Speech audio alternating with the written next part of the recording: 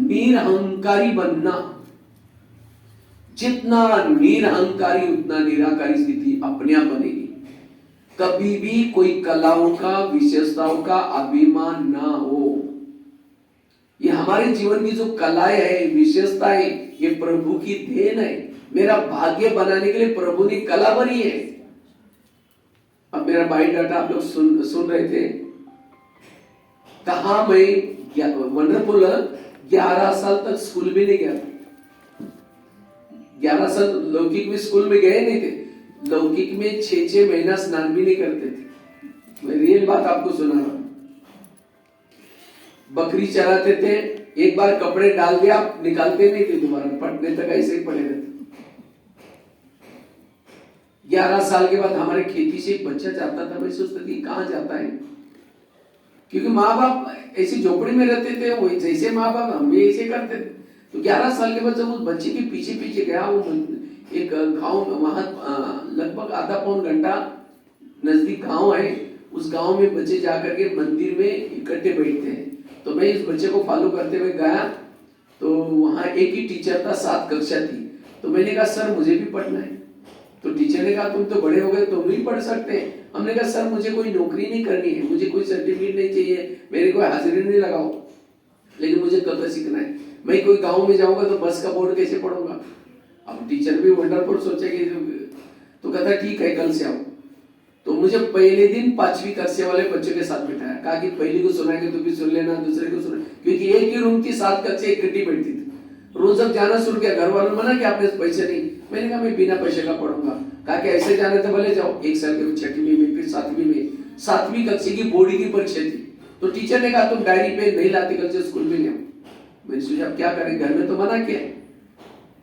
तो मैं क्या करता था, रद्दी से पुरानी डायरी लाता था, रद्दी की, और पहले स्याही से लिखते थे। रद्दी की डायरी को पानी से धुलाई करके धूप में सुखा के फिर लिखता था। और एक दिन आया, उसी रद्दी के अंदर एक ब्रह्मा कुमारी का किताब मिला। देखो मैं चोरी कर सकता था, अगर चोरी करता तो फिर मैं रद्दी को डायरी लाने की जरूरत नहीं थी। तो मेरी ईमानदारी का, सच्चाई का फल भगवान ने मुझे रद्दी के दौरान मिल गया। और उस रद्दी के किताब जो मिला था उसमें 3 लोग का चित्र था, स्पेशल जो है ना अपना ब्रह्मा कुमारी का 3 लोग का चित्र। जब ये 3 लोग का चित्र मैंने देखा तो 8 दिन पहले हमको एक लेसन पढ़ा था टीचर ने, आर्मस्ट्रांग, नील आर्मस्ट्रांग, ये तूने पहला कदम चंद्रमा पर रखा है, ऐसा वो आता है इसमें ज्योग्राफी में। लेकिन जब मैं मुझे किताब मिला तो मैं सोचा आर्मस्ट्रांग, नील आर्मस्ट्रांग तो चंद्रमा पर पहला कदम रखा मानव ने, तो यहाँ ब्रह्मापुरी, विष्णुपुरी, चंद्रमा जी भी पा रहे, वहां कौन रखा, ये तो सर ने बताया नहीं। मैंने उस किताब को लेके जाकर के सर को दिखा, हमने कहा सर आपने बहुत पुराना ज्योग्राफी पढ़ाया, आजकल तो मनुष्य चांद से भी पार गए। नहीं कहा कि कोई नहीं गए, मेरे पास किताब लेके जाकर दिखाया। तो सर कहता है छोड़ो, उसका कोई क्वेश्चन नहीं आएगा। हमने कहा सर पढ़ाई केवल क्वेश्चन आंसर लिखने के लिए तो नहीं पढ़ते। तो मैंने क्या किया, प्रिंसिपल के पास गया, उनको पूछा, उन्होंने भी यही जवाब दिया। फिर जो भी पढ़े लिखे लोग सबको पूछता था, आखिर किसी ने नहीं जवाब दिया। तो मैंने ब्रह्मा कुमारी में पत्र, आइडिया आई तो ब्रह्मा कुमारी में पत्र लिखा, आदरणीय ब्रह्मा कुमारी, आप लोग तो चंद्रमा से भी पार गए, लेकिन आप लोगों ने अपना नाम ज्योग्राफी में क्यों नहीं लिखवाया करके भेज दिया। तो वहां से मुझे एक पत्र आया, आप 10 रुपए भेजो, इसके बारे में जानकारी लेंगे। तो मेरे पास 10 रुपए तो था ही नहीं। मैंने कुएं से लाकर के पानी बेचना शुरू किया, 2 पैसा 3 पैसा, और 6 महीने के बाद 10 रुपए इकट्ठा हो गया, एमओ से भेजा। और उससे से मुझे आत्मा के बारे में करस्पॉन्डेंट कोर्स, जो कोर्स महीने सेंटर पर कराती है, वो कोर्स मेरा उस किताबों के माध्यम से हर महीने में किताब आता था नागपुर से। नागपुर तो हमारे नजदीक नहीं, 24 घंटा ट्रेन से दूर है। तो वहां से मैं तो गांव से कभी बाहर गया ही नहीं था। हमारे रिश्तेदार कोई गांव के बाहर था, कभी बस नहीं देखी थी, कभी ट्रेन का तो नाम ही निशान नहीं था। 10वीं तक 11वीं तक हम कभी चप्पल भी नहीं पहनते थे, कभी गए नहीं थे। और उसी जिले में गांव भी नहीं, सेंटर भी नहीं था कोई। और उसी समय वो रद्दी के कैसे बाबा ने किताब लाया और कैसे मुझे कहाँ रहते थे उसमें से निकाला। उसके बाद कोर्स हो गया, 10वीं में बोर्ड में फर्स्ट नंबर लाया। 10वीं के बाद फिर ITI का कोर्स करने के लिए बड़े शहर में गए थे, तो वहां एक ब्रह्मा कुमारी का पाठशाला मिली। उसी दिन में पहली दिन मैं उस पाठशाला में गया, तो वहां मुरली चली थी, बच्चे तुम आत्मा हो, आत्मा अभिमानी बनो। तो मुझे लगा यहाँ का मूल लेसन आत्मा का, तो मैंने बाहर जाकर के अपने हाथ पर भी लिख करके रखा है उसी समय। यहाँ लिखा मैं आत्मा हूँ, यहाँ भी लिखा मैं आत्मा हूँ। और इसी की मेहनत की। मैं जब क्लास में आता था, मेरा फटा हुआ कुर्ता रहता था और हाफ चड्डी पहन करके, मराठी वाली टोपी पहन करके मैं क्लास में सबसे लास्ट में बैठता था। फटा हुआ कुर्ता में ऐसा पकड़ करके शर्म के मारे में सबसे लास्ट में बैठता था, कभी किसी से बात भी नहीं करता था। तो कभी कभी वहां सेंटर की बहनें भी आती थी मुरली सुनाने के लिए, कहते बेचारा गरीब बच्चा भी रोज आता है, पता नहीं सत्युग में आएगा नहीं आएगा, कुछ बात भी नहीं करता, कभी बोलता भी नहीं। तो फिर भी मैं आता था, मैं कभी रोज मुरली और इसके लिए बिल्कुल। तो ITI पूरा हुआ, उसके बाद फिर मुझे लगा मधुबन भी जाना है। तो मैंने बहनों को पूछा, करे तुम गरीब बच्चा तुम कैसा जाएगा? तो किसी भाई ने मेरी टिकट निकाली, मुझे कपड़े बना करके दे दिया, मेरे को लेके गए और ड्रामा अनुसार बाबा से मिल के आए। लेकिन मधुबन में जब मिल के आया तो मुझे लगा मैं तो इसी जगह पर रहा हूं, और मुझे वरदान भी मिला स्टेज पर। बाबा ने स्टेज पर पहले पर्सनल मिलते थे, बाबा ने कहा कि बच्चे तुम बाप की छत्र छाया में रहने वाली महान आत्मा हो, ये मुझे वरदान मिला है। तो मैंने सोचा छत्र छाया तो मधुबन में है, अब मैं तो दूर कैसा, मुझे नशा चल गई। बहनों को कहा कि बहन जी मुझे मधुबन जाना है। तो नहीं बोले तुम जा नहीं सकते हो, तुम क्या करोगे वहां? तो मुझे मना किया। वो बोले तुमको कोई रखेगा भी नहीं, तुमको कुछ आता ही नहीं, करेगा क्या? मुझे कुछ आता भी नहीं था, बहनों को भी बात रियल है, मुझे कुछ भी नहीं आता था। लेकिन मुझे लगा कि नहीं मुझे जाना है। मैंने 6 महीना तक, ITI तो पूरा हुआ था, 6 महीना तक रात को 10 से सवेरे 5 बजे तक योग किया। उसी योग ने मुझे मधुबन निवासी बना दिया।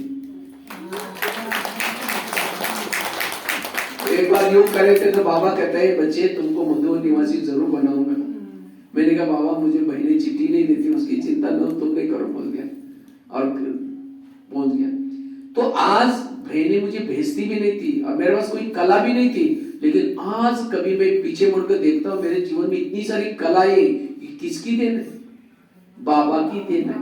मुझे ना हिंदी भाषा आती थी, ना मुझे कुछ लिखने आता था, ना 2 शब्द बोल सकते थे, लेकिन आज कितनी सारी कंप्यूटर की कला, लिखने की कला, हर प्रकार के, ये कला बाबा की देन है। बाबा ने मेरे पर इतना उपकार किया, अपना नाम भी मुझे दे दिया, भगवान ने भाई बनाया। इसलिए कभी कभी मैं अपने आप को समझाता हूं भगवान भाई ये सब तुम्हारा कुछ नहीं है, तो सब उसी की देन है। इसीलिए अभिमान का कोई प्रश्न ही नहीं। इसलिए मैं कभी बस में जाता हूँ, कैसे आज 40 साल से ज्ञान में चलता हूँ, लेकिन आज मेरे पास ना कोई साइकिल, ना कोई ऑटो, ना कुछ नहीं है, कुछ भी नहीं रखा। लेकिन भारत में सबसे ज्यादा मधुबन निवासी भी सेंटर देखे होंगे तो हमने देखे। पूरा भारत के कोने कोने के, नेपाल के तो 70 जिले में जाकर के कार्यक्रम किया, बसों में, ट्रेनों में, और स्लीपर में जाता हूं। कम खर्चा वाला नसीब, खर्चा कम करके जाते हैं। तो ये बाबा ने इतनी मधुबन से छुट्टी मिलना, ये भी भाग्य। तो बाबा ने कला भर दी, ये बाबा की देन है, निरहंकार। इसलिए जितना हम निरहंकारी रहते हैं उतना निराकारी स्थिति अपने आप रहती है। निराकारी स्थिति बनाने के लिए विधि से योग चाहिए। निराकारी स्थिति बनाने के लिए संकल्प कम चलाओ, जितने संकल्प कम चलाओ आपकी निराकारी स्थिति आएगी। संकल्प ज्यादा चलने से देह का भान आता है। सोमानों में जितना रहेंगे उतना निराकारी स्थिति रहेगी। सोमान और हर विकारों के सोमान अलग अलग है।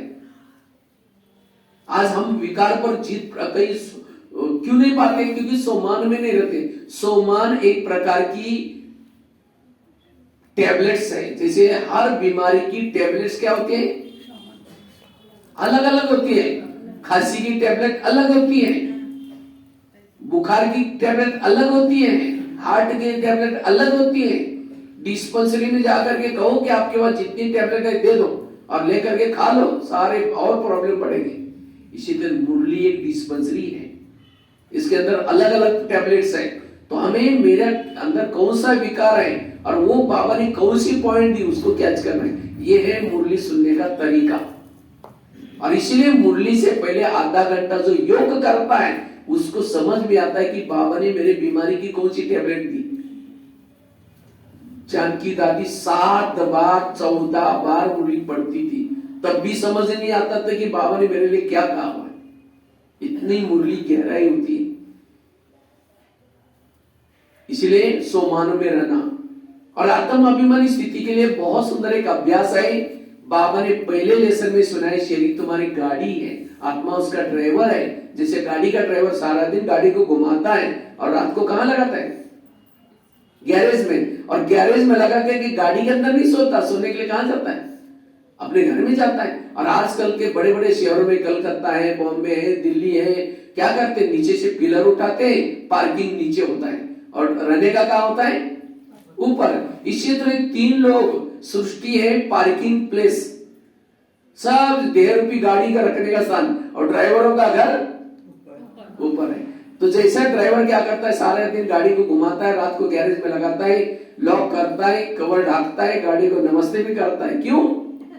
क्योंकि दाल रोटी उससे कमा रहे हो, खा रहे हैं, इसीलिए नमस्ते करता है। और लिफ्ट या सीढ़ी से ऊपर जाता, अपने प्लाट की बेल बजाता है, मम्मी दरवाजे खोलते हैं, समाचार सुना करके सो जाता है। समाचार बताता है आज मैं बहुत अच्छी कमाई होगी, आज मैं एक्सीडेंट से बच गया। इसी तरह हमें भी क्या करना है, शरीर की गाड़ी को बेड पर लगा दिया, बेडशीट कंबल डाल दिया, फिर उसके बाद गाड़ी को नमस्ते भी थोड़ा करो। क्योंकि 84 जन्म में बहुत गाड़ियां मिली, लेकिन इस गाड़ी जैसे भागे चली, क्योंकि इसी से 84 जन्मों की कमाई हो रही। इसीलिए गाड़ी को नमस्ते करके फिर बाद में क्या करो, लिफ्ट या सीढ़ी से ऊपर अव्यक्तोतन में जाओ। अव्यक्तोतन की बेल बजाई, ब्रह्मा माँ ने दरवाजा खोला और सामने बाबा को समाचार सुना, आज बहुत अच्छी कमाई होगी।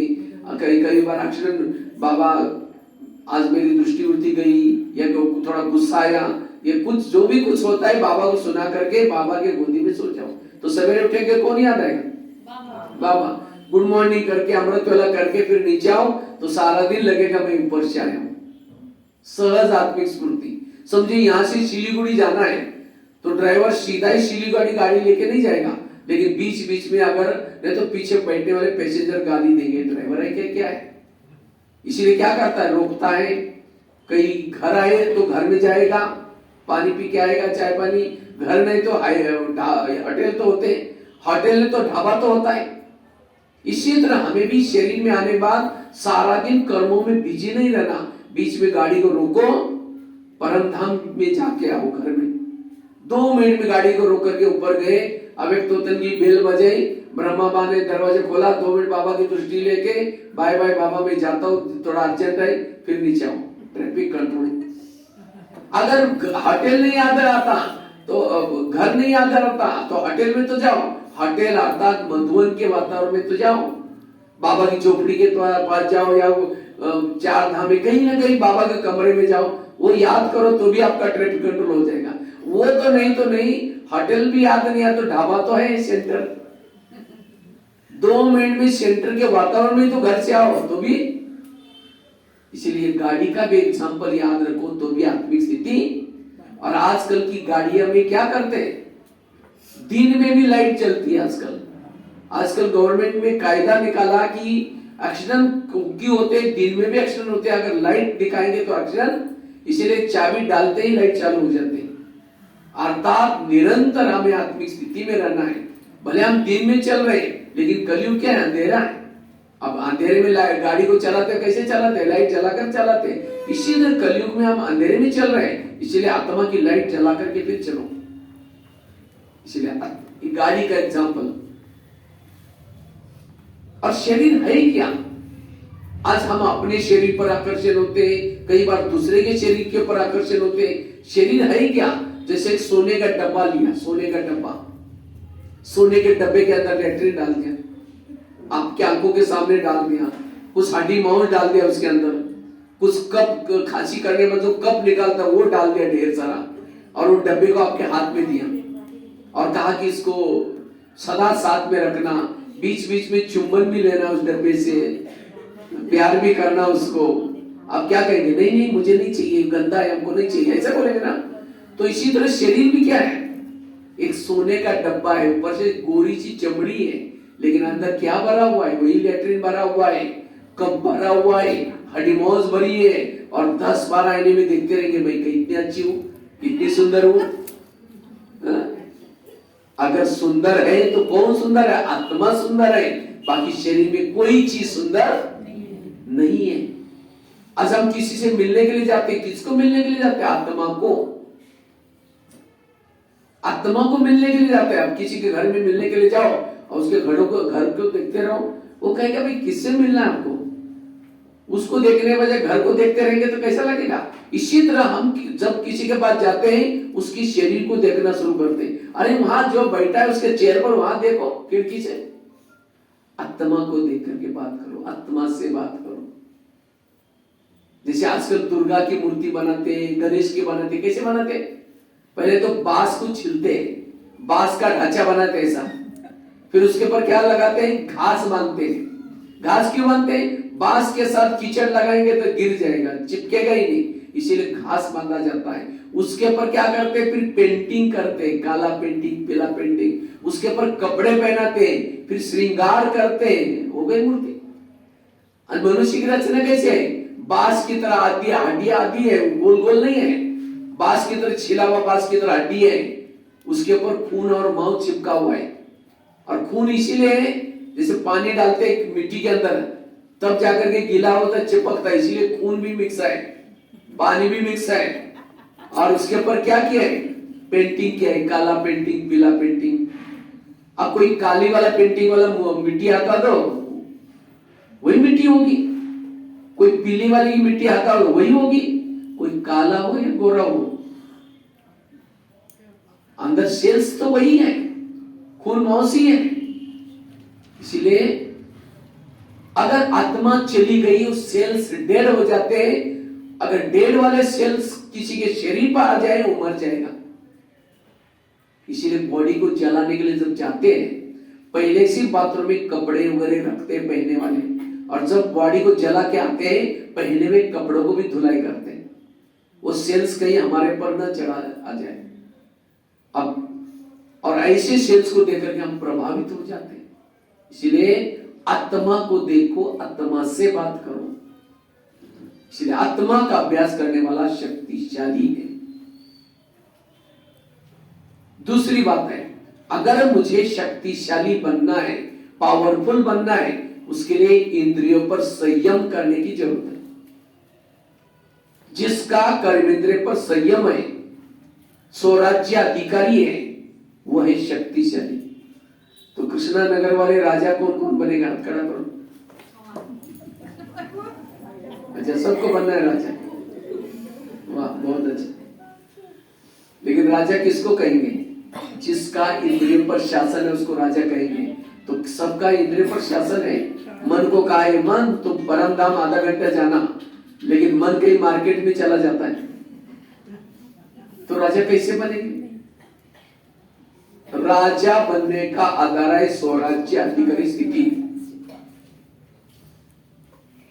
ऐसा नहीं बाबा ने कोई मुरली में कहा कि जो मधुवन में रहते हैं वो राजा बनेंगे। जिन्होंने मम्मा बाबा को देखा है वही राजा बनेंगे। जिन्होंने जो बहुत, आप सभी फोन को थोड़ा साइलेंस में करेंगे तो अच्छा है। जब भी कभी भी कोई क्लास में जाते हैं ना, चाहते हैं आप फोन को क्या करो? साइलेंस में करो, क्योंकि भगत आपको छोड़ेंगे नहीं है। इतना दिन मंदिर में घंटी बजाते रहे, आप यहाँ भी घंटियां बजाना शुरू करेंगे। और आप इसे नियम बनाना, जिस समय क्लास में किसी का मोबाइल बजेगा, दूसरे दिन उसको मौन में रखने की सजा, वो खुद उसका मौन फिर गए। ठीक है? तो हर एक को करके रखना भी, तो सबका ध्यान बढ़ जाता है। साइलेंस में रखना भले। मैं तो जिस समय सेंटर पर पहुंचता हूं तब से लेकर के जिस दिन ट्रेन में बैठूंगा तब तक मोबाइल को बिल्कुल साइलेंस बंद नहीं करते, साइलेंस रखते। बाद में जब टाइम मिला तो मोबाइल में करो।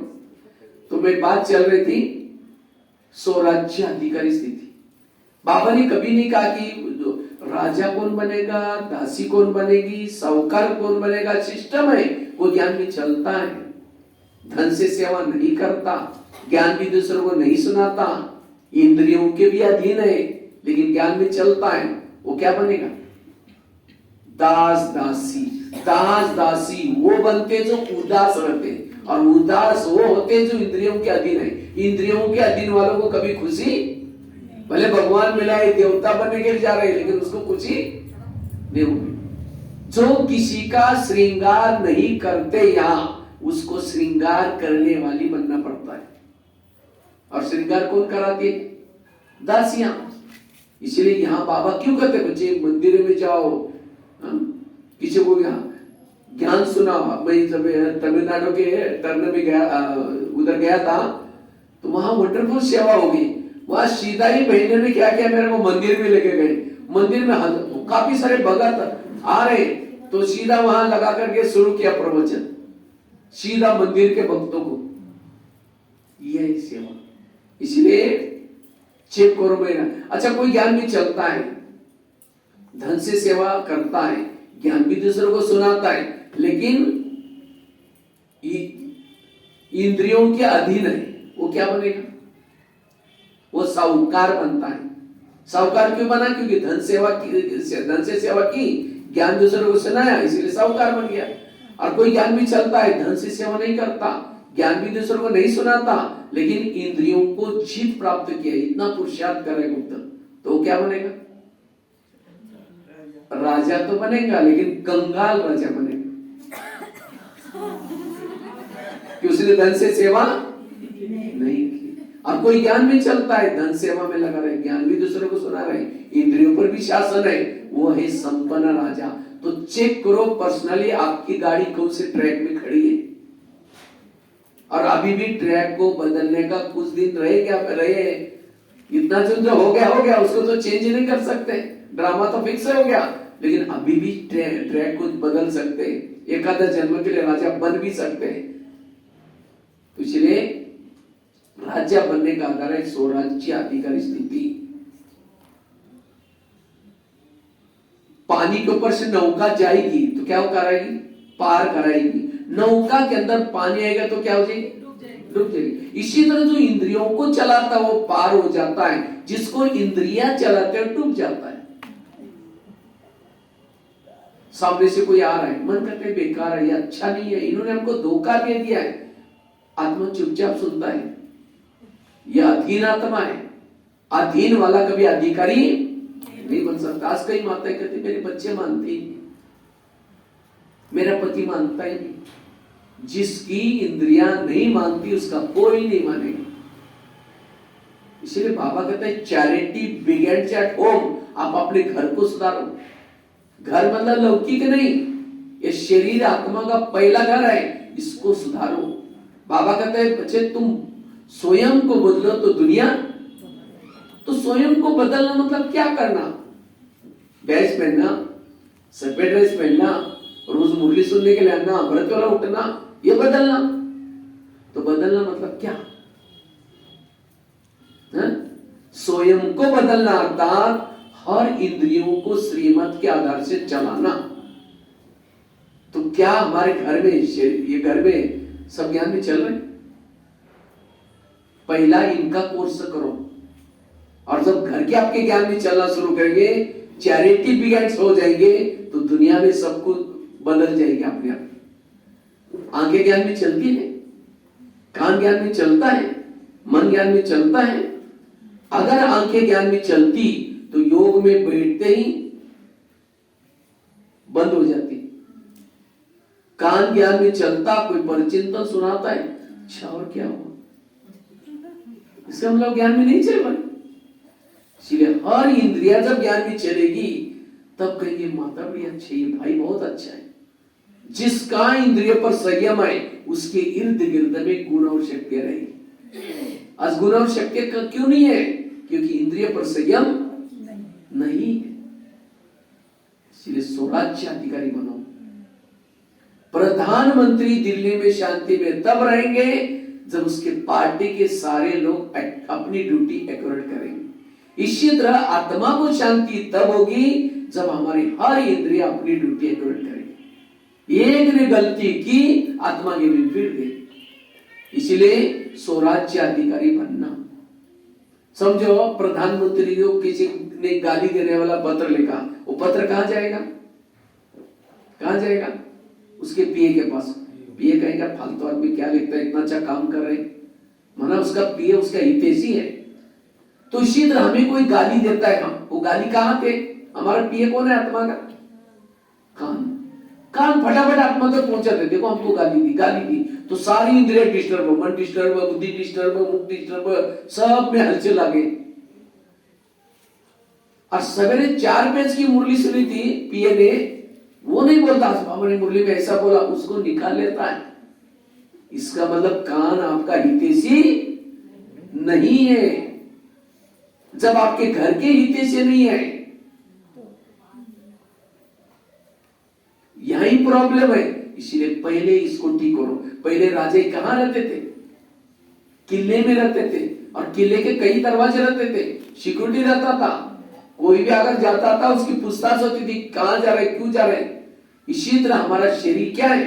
एक किला है, और इस किले के कई दरवाजे, कौन से? मुंह, आंखें, कान, ये क्या है? दरवाजे। लेकिन इसमें कोई रोकने टपने वाला कोई नहीं है, कुछ भी जा रहे हैं। और आत्मा की हालत, राजा को मार पिटाई कर रहे हैं, रक्षक ही भक्षक बने हैं। इसीलिए इस किले को मजबूत करो। ये है सो परिवर्तन। अब बॉर्डर पर रहने वाला कोई दुश्मन से मिला हुआ है, पाकिस्तान के बॉर्डर पर कोई सिक्योरिटी है, और कोई आतंकवादी कहता है ये 1000 की नोटों की बोरा लो, लेकिन मुझे अंदर जाने दो। वो सैनिकों लोग कहते रहे ये बोरा मिलता है, इतना नौकरी करने के बाद भी नहीं मिलेगा। वो बोरा लेकर के उसको छोड़ेगा तो क्या हो जाएगा? वो कितने लोगों को मारेगा। इसीलिए उसको नोट प्रेमी नहीं, देश प्रेमी बनने की जरूरत है। इसी तरह आज हमारे बॉर्डर, आत्मा की रक्षा करने वाला कौन है? कान। लेकिन यही कान विकारों से मिला हुआ है, यही प्रॉब्लम है। इसलिए ब्रह्मा बाबा ने रोज अपना दरबार लगा करके, बाबा ने अपने इंद्रियों को सहयोगी बनाया। इस युद्ध क्षेत्र में विजय बनना चाहते हो, इंद्रियों का सहयोग जरूरी है। अगर इंद्रिया आपको सहयोग नहीं दी, ये तो क्या 10 संगम युग में भी ज्ञान योग करो, कोई फर्क नहीं पड़ने वाला। वही संस्कार रहेंगे, वही आदतें रहेंगी। अगर आप इंद्रियों को सहयोग देना, कल आप कर